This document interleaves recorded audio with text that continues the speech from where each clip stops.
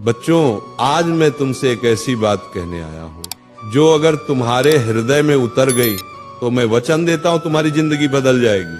हर बच्चा कहता है, महाराज जी मेरा पढ़ाई में मन नहीं लगता। मन तो कभी किसी में नहीं लगता। मन तो चंचल है, बंदर की तरह कूदता है, भटकता है।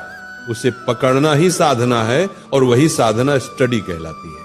पर आज मैं तुम्हें 3 ऐसे सूत्र दूंगा जो अगर तुमने अपनाए तो मन भी वश में होगा और सफलता तुम्हारे चरण चूमेगी। लेकिन एक शर्त है, जो मैं कहूंगा उसे सुनना ही नहीं, जीना भी होगा। अगर फिर वही पुरानी आदतें रही तो वही हाल रहेगा, ना मन लगेगा ना जीवन आगे बढ़ेगा। पहला सूत्र, कारण खोजो। जब तक तुम्हारे पास पढ़ने का कारण नहीं होगा, तुम्हारा मन पढ़ाई में कैसे लगेगा।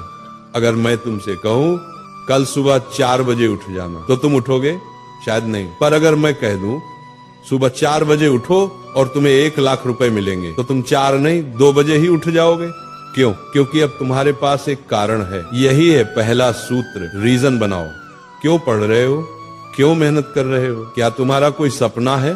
क्या तुम्हें अपने माता पिता का नाम रोशन करना है? क्या तुम्हें गरीबी से निकलना है? जिस दिन तुम्हें अपने आप को पता चल गया, उस दिन से अपने आप रास्ता दिखने लगेगा। फिर न तो आलस रहेगा न मन का बहाना। फिर किताबें भी तुम्हें आकर्षित लगेंगी, क्योंकि अब तुम्हारे भीतर आग जल चुकी होगी। मुझे कुछ बनना है।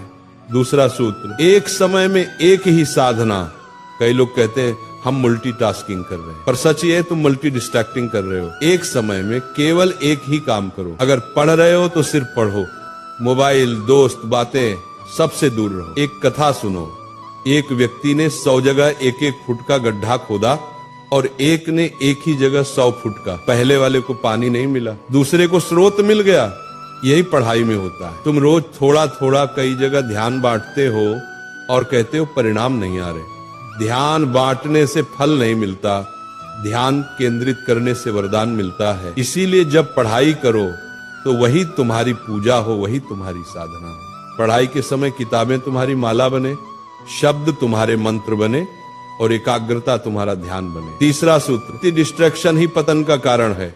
आज मनुष्य अपने शत्रु से नहीं, अपने मोबाइल फोन से हार रहा है। कभी विचार करो, मोबाइल तुम्हारे काम के लिए बना है या तुम मोबाइल के गुलाम बन गए हो? स्क्रीन छोटी है पर जाल बहुत बड़ा है। तुम कहते हो थोड़ा रिलैक्स करने चला था और वो थोड़ा 3 घंटे का टाइम पास बन जाता है।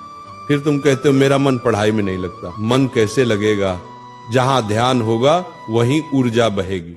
और अगर ध्यान सोशल मीडिया में बहा दोगे तो ज्ञान कहां से आएगा? मोबाइल बुरा नहीं, पर अगर तुम उसका उपयोग साधन की तरह करो तो वो वरदान है। अगर लत की तरह करो तो वो शाप बन जाता है। इसलिए महाराज का आदेश है, मोबाइल का इस्तेमाल करो, मोबाइल न कि तुम्हारा इस्तेमाल करे। टाइम टेबल बना लो और पढ़ाई के समय अपने सारे विचलन काट दो। याद रखना, जब तक डिस्ट्रैक्शन रहेगा कंसंट्रेशन कभी नहीं आएगा। अगर तुम अपने जीवन में सफल होना चाहते हो तो 3 मंत्र याद रखो।